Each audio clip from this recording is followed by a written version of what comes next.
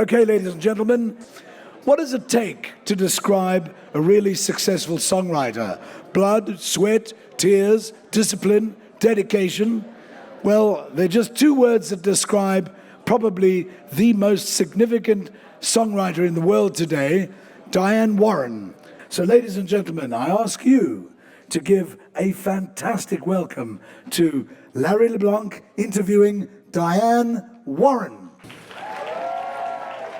Diane's been described over the years as aggressive, tenacious, a pain in the ass. She swears like a trucker. She also owns a cat named Mouse. Over 300 artists have recorded her songs. She's got an 8-person staff. She works 6 days a week. I know where to find you almost 7 days a week? Okay, it's up to 7 now. And I know where to find you pretty well at 8 o'clock a lot of times, because we go back and forth. We do know each other, so this is not being strangers here. A lot of people, when they start talking about you, they go, oh, Diane, she's done this, she's done 14, she's written this song. Like, it's almost like you're in the Brill Building Hall of Fame, but you're not. You're really sort of coming around the second base of your career. Oh yeah, I feel like I'm just starting.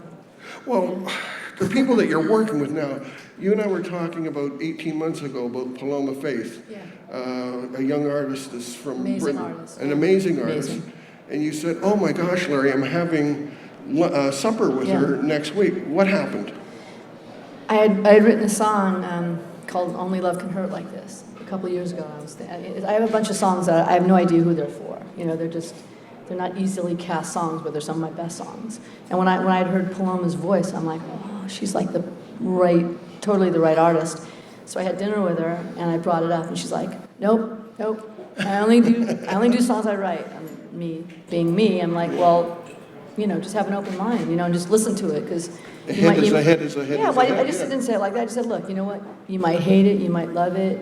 There's no pressure. Yes, there is, but act like there wasn't. But I said, give me your number. Let me play you the song, and just listen to it.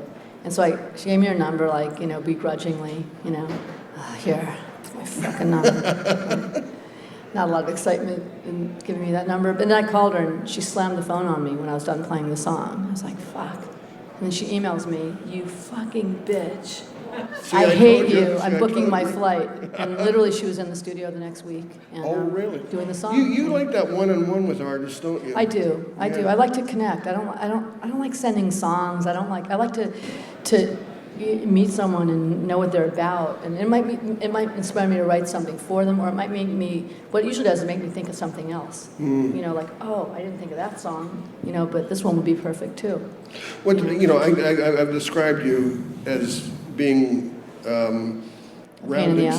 Yeah, you are a pain in the ass. Come on, I go back and forth. You know, and also if you harm an animal, watch out, because you better be in witness protection program, because this woman will track you down. I will. Yeah. You know, but you are a pain in the ass. Thank you. You're tenacious, but you also very much are rounding second base in your career, because here you are, and you know, writers tend to, you know, have errors, come in and go. You're busier than ever. You've just been writing with Adele. Yeah, last year I wrote with her, and we did some great songs. Yeah, she's Taylor Swift. I also worked with. And she can't go anywhere. You guys had to order in. Yeah, we had to order food in. It's like, what are we going to have tonight? What are we going to be tonight? Oh, we'll be in the inn. We'll be, you know, whatever. Because she literally can't.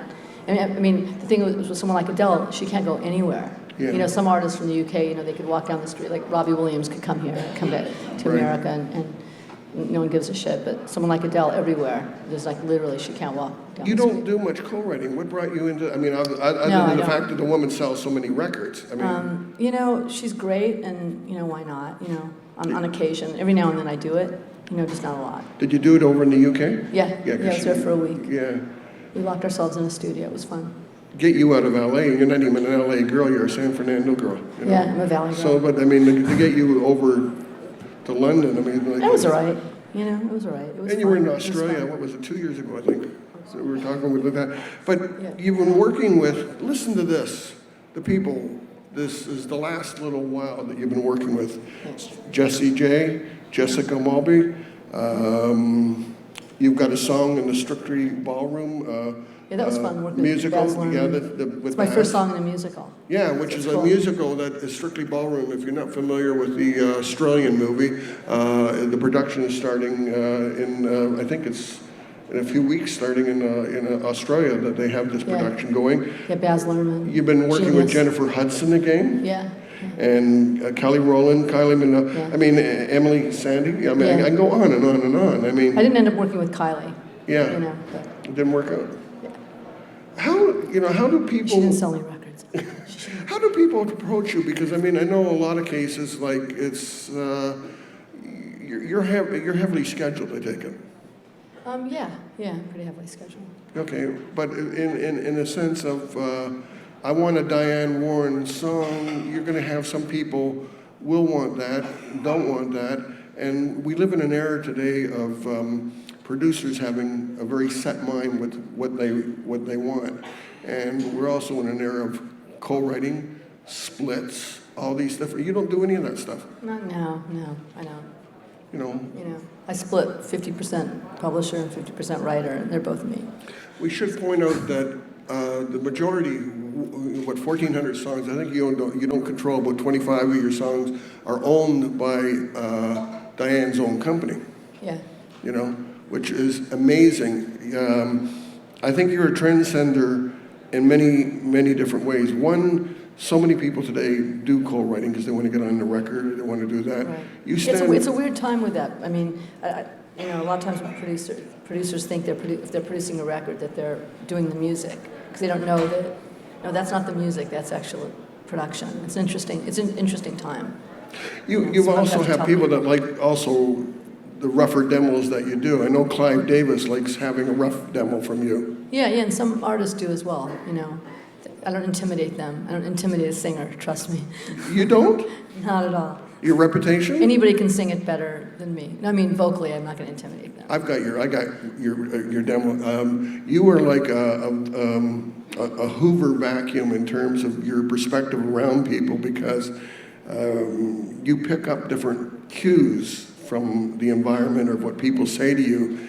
And I said something to you back and forth when we were going into it. And the next thing I go, I've got a song, Larry. Yeah, you inspired a song. Yeah. You still have to find the right artist for it. Do we tell them what the song. name of it is? Because it's so No, cool. I don't No? want someone to Okay, take it, I'll okay, tell we're not you. going to tell you. But it's a very cool song, I think it's for a country I do artist. too. I do too. But when you're doing a song, quite often, you don't know necessarily what genre it's for, do you? I mean, I have an idea, but a lot of my songs can go, so many different ways, by so many different artists. But I kind of know, usually kind of who the best, where I'm kind of aiming for, what artist. But again, it can change up. But I've heard of different things where you've listened to it as a dance thing and then it ended up as a ballad. Oh, yeah. Yeah. It almost transcends the genres, doesn't it? To me, I always say a great song transcends genres and transcends time. I was kidding that you do start writing at 8:30 in the morning? Yeah, about that, 8:30, 8:45. Wow. And you still got the DX7? I do, but it has, it's MIDI to some other things. It's not the old DX. I've been in your workroom. Yeah, She has the messiest workroom. It's never been cleaned. It's never been Ever. cleaned, never been touched. No. Earthquake in '94 kind of fucked up part of it, but it's cool. What's so comfortable about that room? What do you have to have like? Right now, it's just daunting to even think of cleaning it, but I'm comfortable in there. It's weird. It's I don't know why. Do you take bits and pieces of songs over the period of time and retain songs? No, not really. No? Not really. You go from top to bottom to Yeah. finish the song? Yeah. Okay, then tell me the process, because I know some of this, but you have a song, you write it, you put it down, you were using a Walkman recorder for years. I still do. You still got the Walkman? I still use cassettes and a Walkman. Why change? I know it's on there, Okay. It's weird, right? And I use a BlackBerry, which is becoming like the Walkman, isn't it? Which is the Canadian I still version love of the my Walkman. BlackBerry. I still love it. That's the Canadian version of the Walkman, But that's not the demo that you send out to people. What happens after you get it to that level? Sometimes I just do a good demo. I have 2 studios, so I go in with a better singer and a better keyboard player. Or sometimes I play it. or a guitar player, or sometimes I play guitar, but, sometimes I'll just, those are just my work tapes that I do, and I usually work them up a little more. Wow. So they sound better. What are do some producers want? I know some people, a lot of the producers that have worked with your stuff don't like mucking around with it because they feel that all the cues are there. Do most producers, are they pretty respectful of your stuff? Yeah, people pretty much are. If they're not, I just kill them. I'm just kidding. No, I don't really do that. No, people are pretty cool, with that. Your music has been used in about 100 films, okay? At least 100 films that I can think of. What's the difference between, say, writing for something, where an artist, or do you write something separate for a film with that in mind in terms of having, somebody gives you a concept, for example? I mean, writing a song for a movie, the song has to work within that movie, right? That's the difference. But to me, when I write a song for a movie, I try to, I always keep in mind I want that song to exist outside of the movie, so people can put whatever meanings they want on it. You know what I mean? So that to me, that's the best kind of movie song to write. The difference in writing songs for movies, there's a lot more politics, there's a lot more opinions, and I love that a lot. And it may not be you. You never know. Yeah. I mean, I do pretty well with that and stuff. Yeah.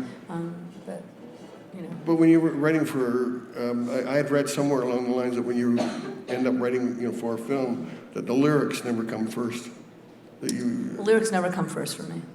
Is that in all songs, or is that? It's just not how I do it. I mean, I don't write a lyric and then write music to it. I never. Really? Yeah, I've never done that in my life. Wow. I know a couple of writers. What they do is they walk around with the song in their head, and they don't. And then when they finally sit down, they write it from top to bottom. Does that happen with you, or do you walk around with melodies in your head all the time? Yeah, sometimes, but sometimes I'm. You're not writing with with a lyric setting off your mind, or do you have some? It depends. It's just not like a complete lyric, isn't what I guess. You're kidding. Yeah. I thought it would be because you're. I mean, I went through all the titles of your songs. I mean, I went through everything. A lot of them. A lot of them like that, and sometimes the titles of the songs are just so suggestive, descriptive, if you want, of the song. And I always thought the lyric would be the thing that would set you off. Yeah, the title could. Wow.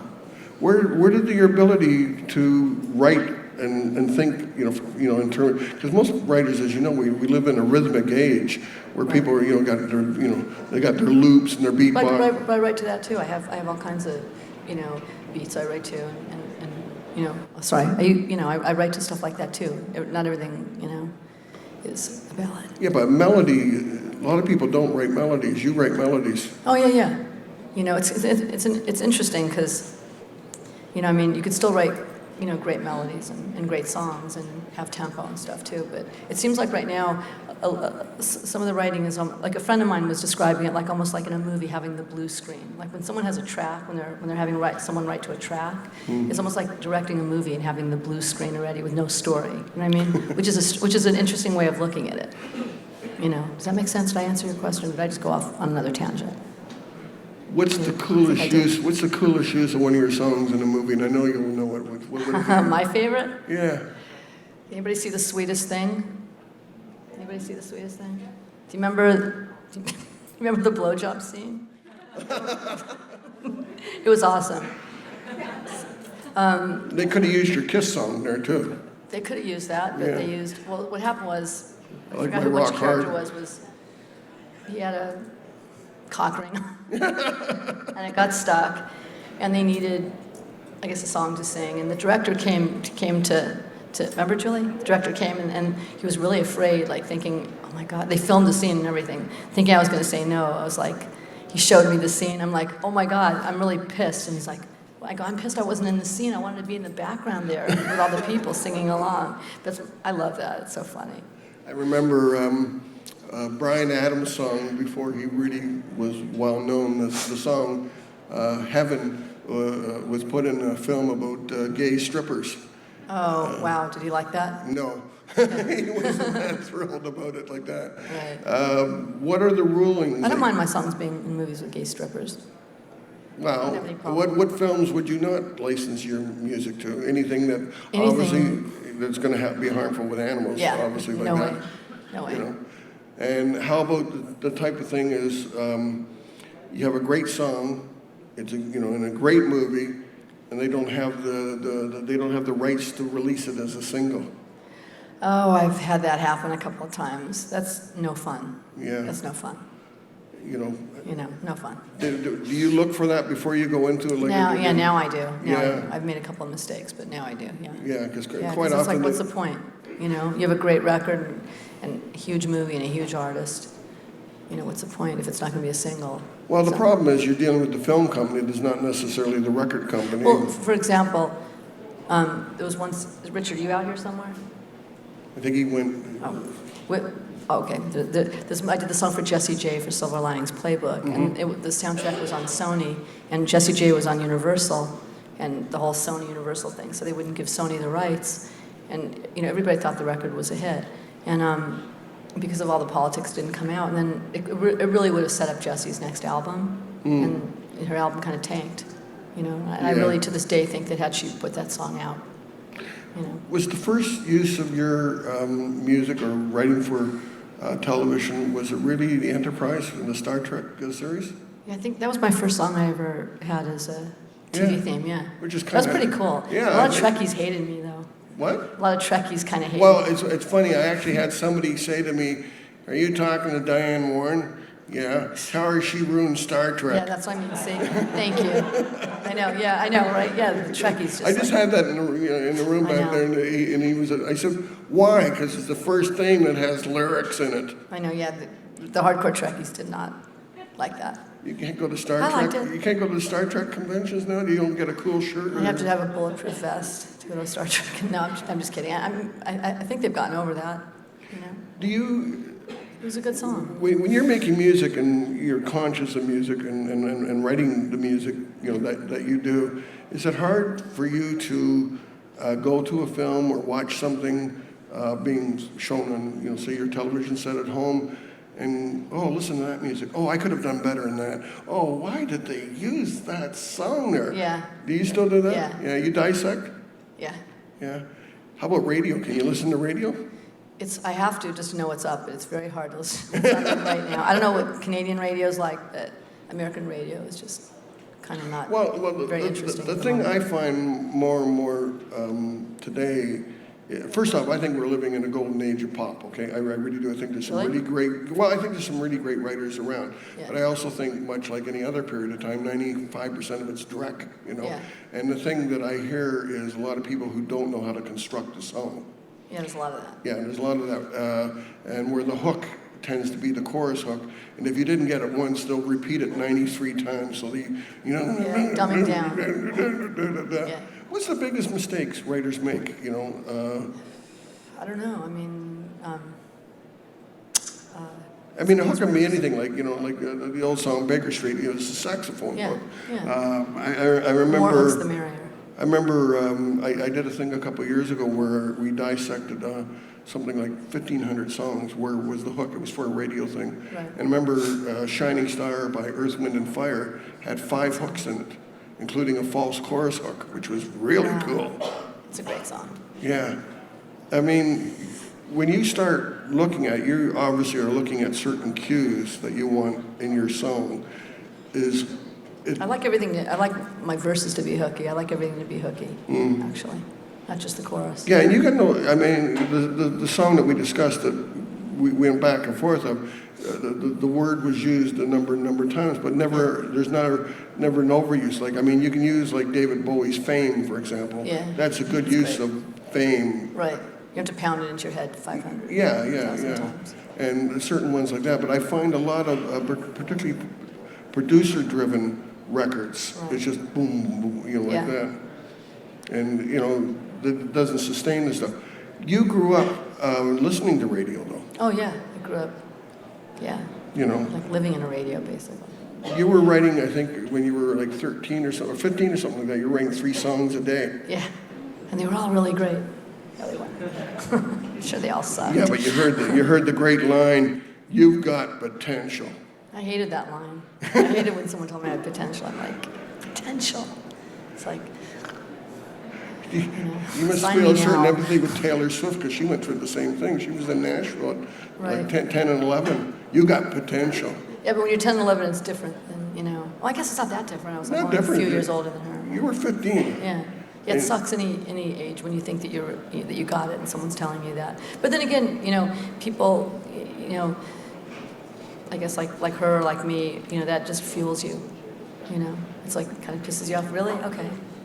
Really? Fuck you. I'll show you. Well, I think what is interesting is it sets you up for rejection, if you want, because the whole thing about having songs and pitching, and I've done it because I work as a music publisher, and Julie, Horton, who works with her, and I have talked about it. You're sitting there playing something for somebody, and you go, "Nah, I don't like it. It doesn't, it doesn't quite do it for me." Right.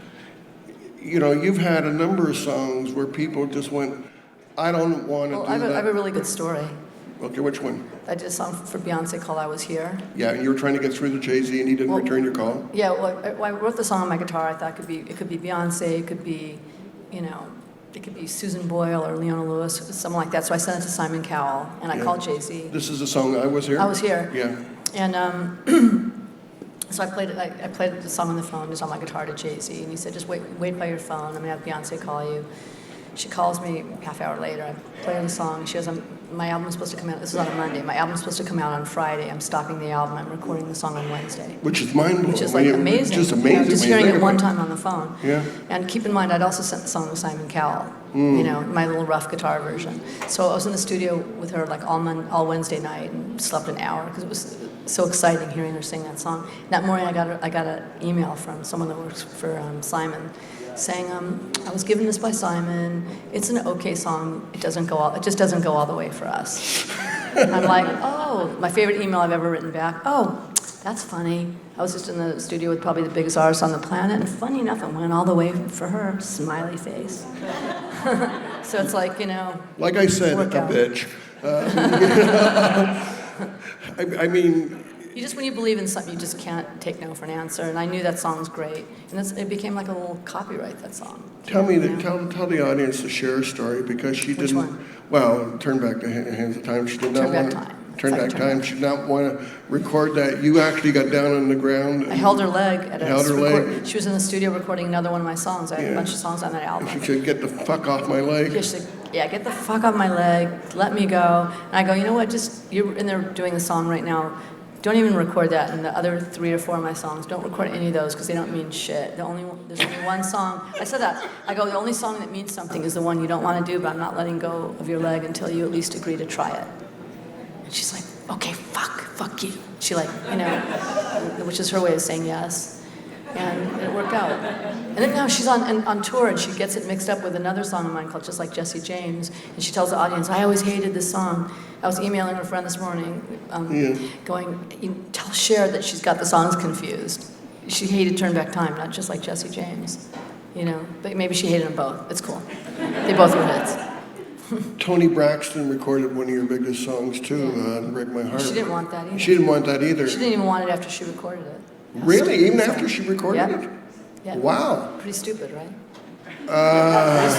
Pretty stupid. Let's just be real. It was pretty stupid. Everybody puts down record companies and record company executives, but that's a case where Clive Davis stepped in and said, yeah. "I want you to record this song." Yeah, and then he had to make her put it on the He album. had to make it put it on the album. Don't get me started. And then all of a sudden they have to sing that song for the rest of their Yeah, what a life. shame. One of the biggest songs ever. But don't you find that sometimes with I think artists? she likes it now. She won the Grammy for vocal and stuff. She probably No, she likes still it thinks now. it's a piece of shit. She named her book after it. I have to Really? pay for that, do I? Well, the funny thing about it is, sometimes you'll go see a certain artist and they'll have that big record and they don't want to sing it. I mean, I guess you probably get bored of singing the same song for a long time. I don't And then you know. get somebody like Van Morrison who doesn't sing any of his hits and just goes on another. Is that true? He doesn't do any of his... Very rarely, I mean. I don't think that's fair to your audience, personally. Because Yeah. people want to hear those songs. Now you've had, inversely, you've had great experiences with our Canadian treasure, Celine Dion.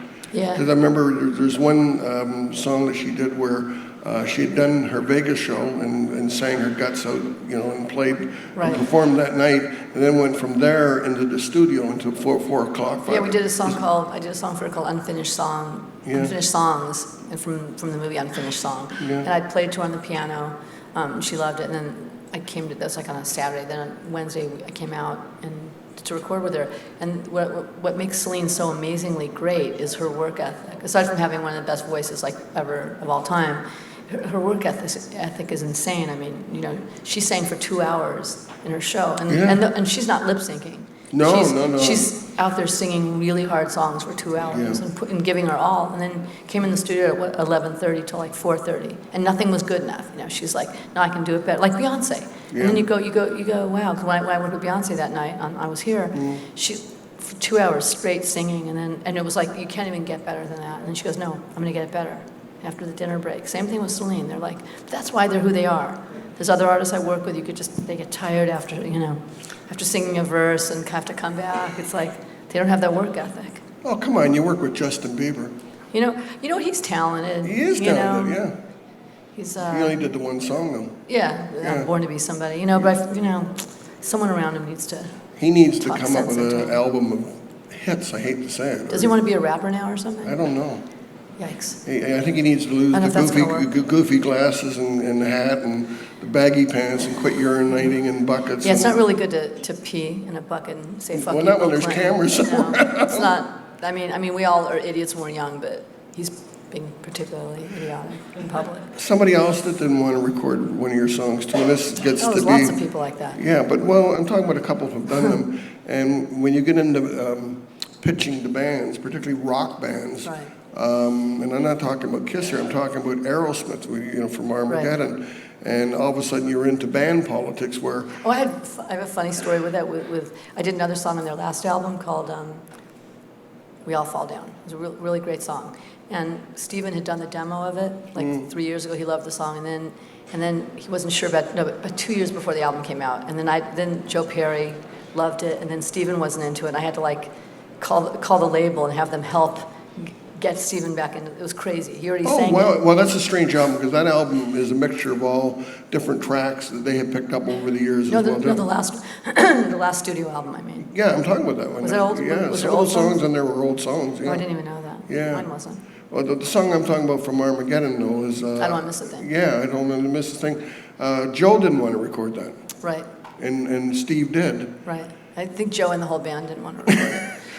What happened there? Did the studio get involved? I wasn't even involved in that, so that was all. Oh, so you just found out about it later? I was surprised they even did this. Yeah, I mean, I'd heard. I was surprised they did the song. I was like, my friend Kathy Nelson, who worked on that. Kathy Nelson Kathy's is a music supervisor who, basically has paved the way for the industry that She's great. is there today. She was at MCA for years, Universal for years, Disney. She's the queen mom. And she's like the artist whisperer. She can get anybody to do anything. And then she could deal with directors and producers. I mean, it's a hard thing, but she always was great at it. And she said, I'm going to get Aerosmith to do the song. I'm like, no, you're not. They're not going to do this song. They're not. But she did it, I think because Steven Tyler's daughter was in the movie. She was in it, and he wanted it to be special. Yeah, and that really touched him. And I would imagine also that one of the things that you have to look at, they're using it for the movie. Where are they using it in the movie? But that's not up to me, Like you would hope that they're using it in a good place and before the credits start. Because now, if it's after the credits, you can't be nominated. That's the best place to be at the end. Yeah. Yeah, but you don't want. But if the credits roll, and the song comes after it, you're not eligible to be nominated. It's when the cock ring, kind of breaks that you don't really want to be in that place there. Yeah, well, that was an old song already. You could have done "Unbreak My Heart" or something like that. Or something. I'm not going to say what I'm thinking. I went through some of your song titles, and I was absolutely entranced with them, even some of the minor ones, You Pulled Me Through, Jennifer Hudson. I didn't know my own strength, and I was talking to you around when you were pitching that, and with Whitney, and I just went, whoa, what a song title. And The Night Stood Still, Dion. Wow. That you went, that like that, yeah. And Are you going to throw it away? You know, Oh, yeah, that's a good song. Agneta, which I love the title. But again, all the titles, and not to mention one of the worst ones, You Make My Rock Hard for Kiss. You Make Me Rock Hard. You Made Me Rock Hard. That's the worst title ever, but it was really a good Kiss title. And you came up with it. I did. Yeah. I hate to say it, but I did. It was, you know. But the titles... Actually, it wasn't a terrible title for Kiss. It was a fun title. It was just No, like it's a fun, tongue-in-cheek. it's a cartoonish cover. Yeah. Like that. And the other thing that I found, if I can reach in my pocket, is the word that you use a lot in your titles is the word I, or I'll. And it's all about me. It's all through there. We're going for, if I can get rid of this on here, I Am, Hilary Duff. I mean, I can go on. I can't change. I know, I'm going through the list of my songs. To get through the I's, it takes about an hour. I know. Let me ask you a question. Other than I, is I a good starting place for a singer? Because it's I don't know, personal? maybe. I have no idea. Probably. Or it's just all about me, I don't know. You know, one or the other. No, but you do try to connect to an artist. I know you don't work, you know, it's a form of work for hire. I realize when somebody comes to you. But I mean, you know, when you told me that Whitney Houston song, you know, I didn't know my own strength. I phoned you actually, or we were emailing back and forth after I saw I think you told me about it before, and then I heard it and I went, wow. Yeah. But that was Whitney. Yeah, I wrote it for her. Yeah, I know you did. Did that happen a lot where do you research people live? No, I don't usually write songs for people. Just that one was very particular. You know, I just try to write a great song, you know. Well, you do look at the Inquirer and all the national magazines. You know what kind of trouble they're in there. No, not usually. No. No, but come on, you can come up with something that was inspired by James Brolin and Barbra Streisand. That's how the title "I Don't Want to Miss a Thing" came about. Yeah. Someone had told me about the interview. He said that. Yeah. He didn't want to go to sleep. I'm like, Which I thought was kind of cool. Title, yeah. Yeah. That's kind of cool. So that's being kind of, you know. My cousin told me about that. And then she goes, "You owe me money." I'm like, wait, what? After the song became it, really? Why, if I didn't tell you about that interview, you wouldn't know. Oh, okay, but it's funny. No. One of the things that happened years ago, one of the reasons why a lot of writers won't accept unsolicited material is they can be sued. You know, you can show the way it was. Yeah. And it goes back to band leaders, Glenn Miller and people in the 40s and 50s, you know, or 30s and 40s. They would stand on the side of the stage and people would hand them song lyrics. Yeah, you or can't something do it. that People are always trying to, and it's like, no, I don't want to hear it. First of all, I don't publish other people anyways. Yeah. So there's no reason for me to do it. And Yeah, but I don't you want also- something sticking in my head, because you never know. You hear something sticking in. So I'm like, I don't listen to anybody, anything. That happened once we were with. We're getting pieces Yep, of paper. when we go down in another 4 minutes, we'll go there. Right. I can remember being with Joni Mitchell one time and she was playing something like that, and She smokes a lot. she smokes always. I saw her You can always find Joni at the side of the entrance she's of had, the hotel. throat like cancer. And but the thing was, she played something and then she stopped and she said, "Oh my God, that is blah blah blah from the 1950s. Why do fools fall in love?" Wow. And she'd done it to a different melody. And, you know, much like the George Harrison thing, you know, years ago. Right. You It's only gotta so watch- many notes, you know. Yeah, you got to watch where you're getting your songs from and stuff like that, you know. Let me ask, one of your favorite singers, and we were talking about Celine, you know, a minute ago, somebody I think must have been an inspiration for a lot of singers, and certainly for Celine, Laura Branigan. If you don't know Laura Branigan... Yeah, I think she was very underrated, Laura. Sorry. I think she's a very underrated singer. Laura was a great singer.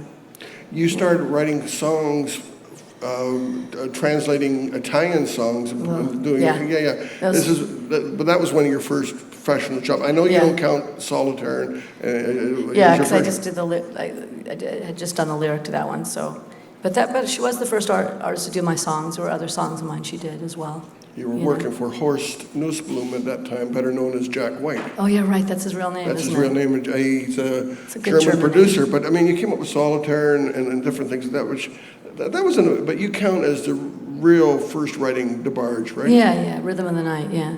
Yeah. And Words and I did that myself. It was Words and Music. It was my first big hit. It was kind of cool.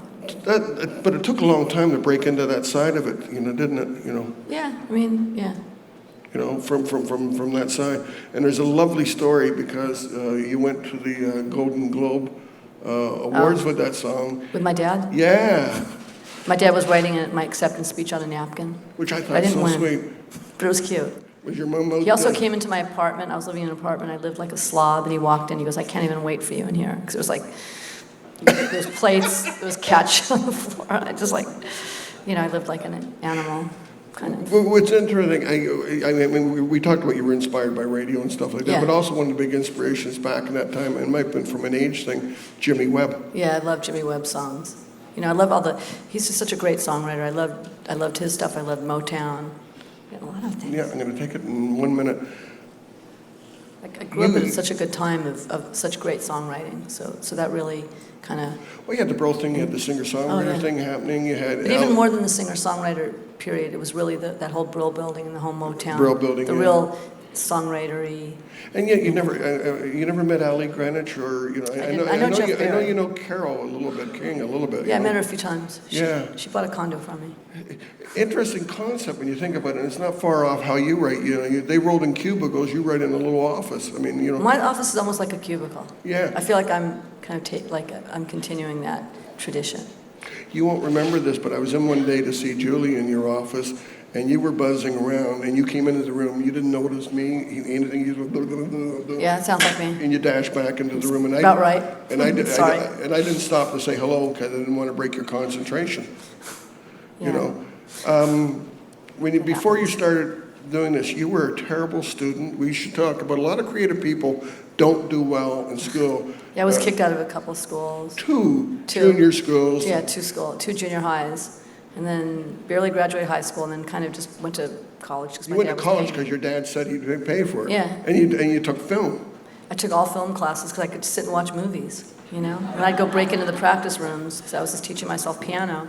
And then you ever seen Potemkin and stuff like that? Yeah, amazing like movies. Yeah. Birth of a Nation. All the early, I saw so many great movies, and George Cukor came to speak at our class one time. When you're being kicked out of schools and stuff like that, did your parents go, gee, something wrong with her? Does she have autism? Is there something, there's something strange here? You're antisocial or? Yeah, I still am, basically, antisocial. People are weird. I didn't find anything in school that was interesting to me. Who cares about? I wanted to write songs. You're also like that with your personal life too. You don't date, you don't go out. No. But you're not a hermit. No, not really. I have friends and stuff. You have tons of friends. I see you on Facebook stuff, but But all my really good friends on Facebook. Well, it's funny. An awful lot of musicians though. And people like Bill Gates, though, part of the brain works this way, part of it is like that. It's like form of Asperger's or autism or whatever have you. My shrink said I had that one time. What has what? She said, you have a little Asperger's. It just sounds like a funny name. I don't know. I'll have that Asperger. I'll have a veggie Asperger. I'm a vegetarian. Bill Gates has Asperger, so See, it works out, Yeah. It's a little. Well, Worked out for him. But do you stick to certain routines and stuff like that? Yeah, That's Asperger's. Yeah, I'm very routine orientated. So it's not just that you're a bitch. That it's there's no, I'm a other bitch reasons. and I'm routine orientated. Bitch thing. Let's see what we have here. Wow, lots of stuff. Okay. Want me to help you? Oh, well, better watch I don't fall off the stage. Larry, I could. I won't do that. I won't do that. I won't do that to you. Don't do this on TV. Why are you a bitch? Why are you an asshole? I don't know. Get all this up. Okay, let's see what we have here.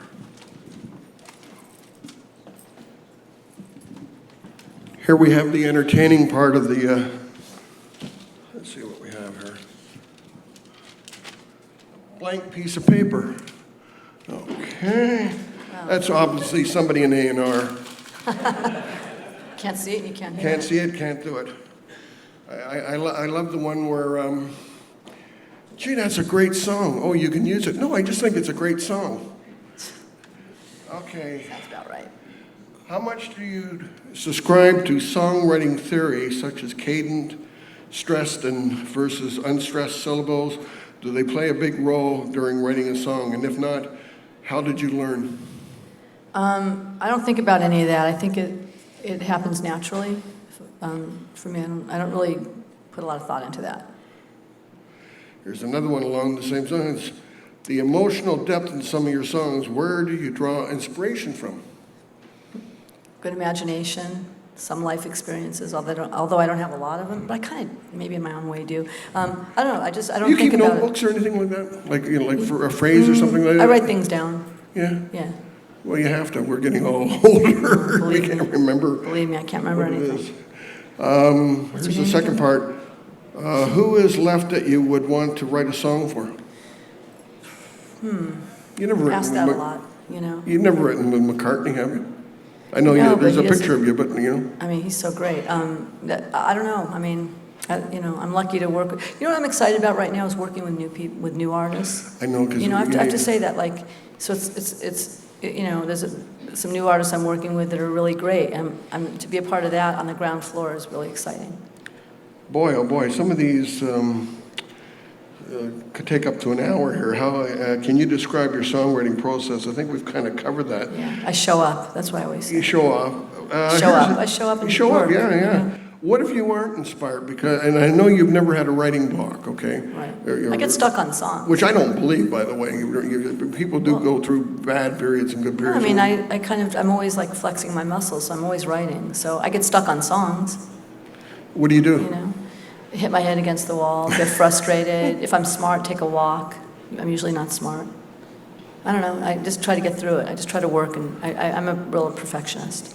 You try to get through a certain amount of songs in a week too, don't you? Like you try to at least get one song I get a week. one. Yeah. I put everything into it. So what happens on Tuesday? You go, What's next? I go, what's next? Yeah, but you also do meetings too. Yeah. Yeah. So you write from 8:30. Do you quit around 1 or 2 or something like that? I could work, for an hour, for a half hour, and then have a meeting, and then go back. I mean, it depends on what the day is. I always get my writing in. And again, what happens? How many songs have you got that you have not finished? I finished them all. Well, no, I have a few that I have a couple that are on the side that are there to finish, but I know that they're there to finish. Yeah, but I mean, Yeah. sometimes though, you sit there and go, I just don't have that, or do you go? I'm not in the mood right now. Yeah, I mean, there's sometimes you just go, I'll go back to it. So what we got here?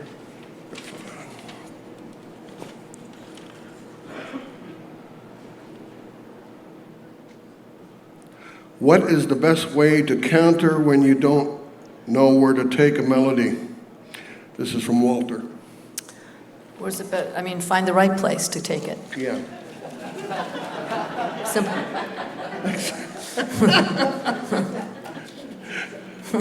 Are you inspired by music that you've heard years and years ago? I mean, even let's say music that is listed as traditional.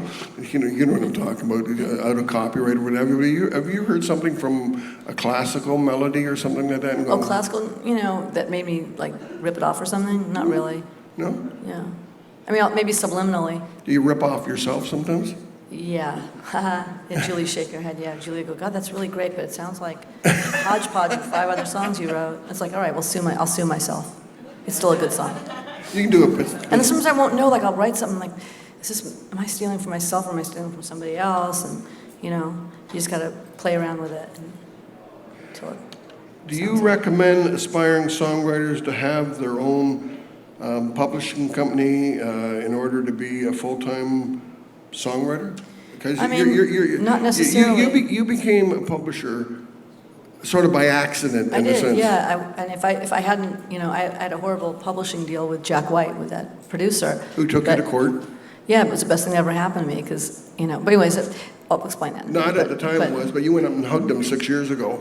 I did. Yeah. The thing is, had I not signed to him, I wouldn't have worked with Laura Brown again. Yeah. Had I not signed with him, the publishing company that administered him wouldn't have, got me in with DeBarge. I wouldn't have had Rhythm of the Night. So through that, that opened doors for me. So I can never look back on that and even though it was a terrible deal, he had 100% of my publishing. Yeah. And then I tried to get out of that deal, and he sued me, and I personally settled with him. Yeah. I just said, we went to court one day, I go, why don't we just figure this out ourselves, instead of, going through Does he have, 2 years I know of you this. don't have I think there's about 25 songs that you wrote that you don't have. Has Jack got the 25 songs approximately? Yeah, whoever he sold them to, but I have pieces of a couple of those songs, Yeah. I didn't have Rhythm of the Night, you know, but I have pretty much a lot of the other ones. Yeah, but that was cool. You grew up loving Motown music, Yeah, and here you are in a Motown film. When I saw Berry Gordy not that long ago, and I just said that means so much to me that my first real hit was on Motown, because I idolized all that music, all those writers. What's really interesting about you too is you're not, you know, quite often people turn to songwriting or being a full-time songwriter after they've been a failed artist. Yeah, I was never that. Yeah, you never wanted to. I never wanted to be an artist. I mean, I'm thinking of just doing a record just for the hell of it, you know, not to be an artist or anything, just to probably do one, you know, just to have one. Well, Warner Brothers just did, of course, a record that was #1, top 5, in Japan, Love Songs of Diane Warren. Right, yeah, sung by the original artist. Yeah, I know different that. people, I think, right? Yeah, but I mean, you know, what does it feel that you're on the other end now of being a celebrity? Because when you're, oh yeah, come on, you're on Idol, you know, American Idol. Come on, they did a night of you and you were there. So you're. I mean, that was fun. Yeah, but you're a celebrity within it. I don't think it's a Do you get celebrity. recognized a lot? I do sometimes, and my name gets recognized, like at a store or something. You know, when I'm buying, like, Shop Pollock. Oh, I love your song. Cool. Give me a deal then. Let me grab the other one down there. One more. Two more. Got a couple more. All right. We got 2 more minutes here. We're fine. I'm a singer. When I work with composers, it seems like the lyrics are the hardest part for them. What's the key to writing lyrics that aren't light or sappy and actually connect with people? What's the secret? I don't know. Just do it. Just don't settle for sappy and light lyrics. Push yourself.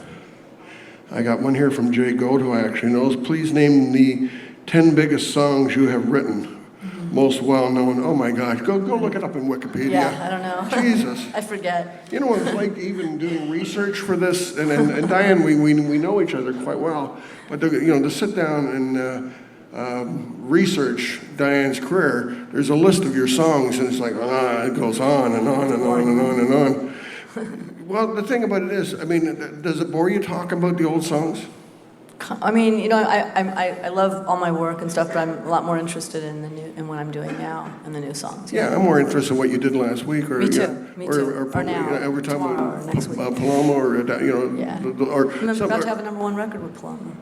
Looks like it's gonna. Yeah, and the other one I also like is you keep telling me about some of the younger people that you're working with as well too. Yeah, there's some cool people coming up, you know, and I'll tell you something. A lot of people. I wish there was some cool.